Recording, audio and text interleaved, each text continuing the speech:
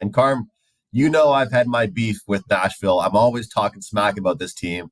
And somehow they always hang around. They're always still there. They're always just buzzing around. They're never in the bottom of the pack, never in the lead. Here they are, plus 170. Calgary minus 200. Total 5.5.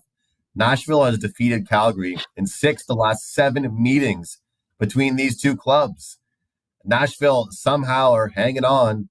They've been performing. They've won some games recently, but here's this Calgary team trying to end their season off on a good note. What do you have for us in this game?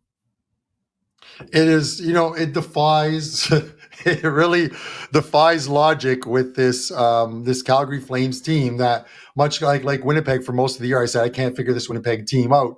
I think the fact that I couldn't figure out Winnipeg or Calgary is why these teams are struggling for that last wild card spot. Winnipeg's Winnipeg's in the driver's seat as far as Calgary goes because they're on 79 games. They have 3 games left. If they beat if they beat San Jose tonight and Calgary was to lose to Nashville, Calgary's out of the playoff race. They're done. And then we're talking about, well, can Nashville with 2 games left make up 3 points on Winnipeg? So that's why that Winnipeg game is very important tonight. But look at Calgary. When I talk about not being able to figure them out, they lose to the Chicago Blackhawks in Calgary. Then they go to Winnipeg and beat Winnipeg and outplay Winnipeg, play a fantastic game. Then they go to Vancouver against a team who's long been since eliminated, and they lose that game as well too. They're not helping themselves out by dropping points, and they put themselves in this position. Should they be minus 200? They're at home, but minus 200? In a game where it means just as much to the other team and they're playing the way they're playing, they could put out a marvelous performance and blow Nashville out or just win a 3-2 game. But I'm never laying minus 200 with the Nashville with the Calgary Flames here. I'd almost want to take Nashville on the puck line, take the plus 1.5, lay the minus 150. And if this game goes to OT, which would benefit both teams, picking up at a minimum of a point and then trying to win the game in OT, you've already got a winner in this one. I'm not taking the Calgary Flames. I wouldn't even take them on the regulation line, regardless of what happens tonight. I'm going to throw a dart in this one and put a little bit of pizza money on the Nashville Predators, plus 170 to get the job done tonight. I like it. I think it's time for me to start putting some respect down on this Nashville team. Calgary's a team that I don't think anybody wants to trust with laying chalk like this, right? I don't know. Like it's one of those things where you look at the board today, you look at all these games, and I'm going to make a poll on Twitter after this show's over, asking people, out of all the teams that should quote unquote win today, which team is the one that gets upset outright?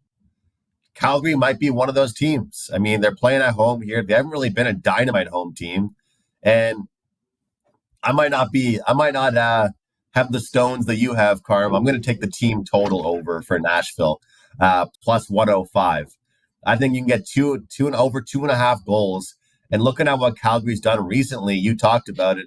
I mean, giving up 3 goals to Vancouver, 4 goals to Chicago. This is a team that's given up goals. And when you get a team at 2.5 and not 3.5 for their team total, it's a really big difference, man. And I'm getting a plus price on this. I think that's kind of ridiculous here. Last night, Carmine and I were at the bar together, and I made a small wager on the over 4.5 team total for Colorado. So Colorado gets a 4.5, and here's Nashville with a 2.5 for their team total. So it goes to show the difference between those two teams. But getting plus money on 2.5, I think, is a good call. So we're cheering for maybe a draw, for Nashville to win and Nashville to score at least 3 goals. So we're real true Canadians here on this show, Carm, fading the Calgary Flames all the way. Yeah, no, listen. Again, the bookmakers the lines makers are telling you people are going to bet the Calgary Flames because the Calgary Flames are at home as opposed to on the road where they lose a ton of games, that they're a point out of a playoff spot. But Nashville, someone asked in the chat, I thought that they thought Nashville was eliminated. They're not. They're on 88 points with 3 games left.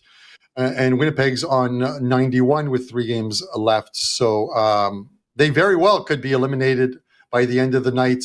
Well, Nashville actually won't be eliminated even if they were to lose this game if Winnipeg lost. But if they win this game, they're right back in it. Still, they're likely going to need to win out their last 3 games and hope for a little luck.